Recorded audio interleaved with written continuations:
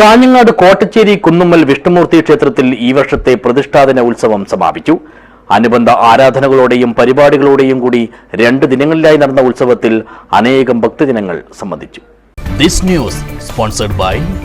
ഉയർന്ന ഗുണനിലവാരം, തികഞ്ഞ വിശ്വസ്തത, ജനതാ പാൽ.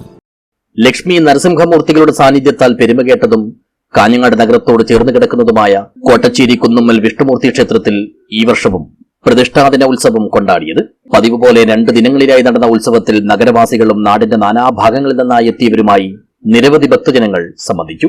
സോപാന സംഗീതവും മഹാപൂജയും ദീപാരാധനയും തായമ്പകയും അത്താഴപൂജയും ശ്രീഭൂതബലിയും ഭജനയും തിടമ്പ് നൃത്തവുമെല്ലാം ഭക്തിയുടെ നിറവാർന്ന മുഹൂർത്തങ്ങൾ സമ്മാനിച്ചു.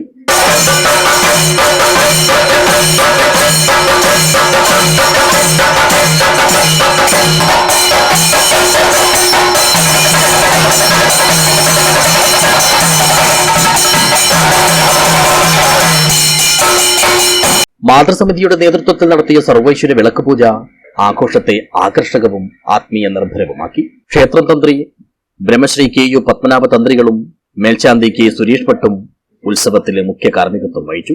ഡിസംബർ 11 മുതൽ 16 വരെയുള്ള ദിവസങ്ങളിലാണ് ക്ഷേത്രത്തിൽ ഈ വർഷത്തെ കളിയാട്ടം നടക്കുക. കളിയാട്ട നാളുകളിൽ എല്ലാ ദിവസവും രാവിലെ ചാമുണ്ടിയും ഉച്ചയ്ക്ക് വിഷ്ണുമൂർത്തിയും വൈകുന്നേരം ഗുളികനും അരങ്ങിലെത്തി അനുഗ്രഹം ചൊരിയും. ഓരോ ദിവസവും തുലാഭാരം ഉൾപ്പെടെയുള്ള ഭക്തരുടെ പ്രാർത്ഥനാ സമർപ്പണങ്ങളും ഉണ്ടാകും. News bureau, Kanhangad.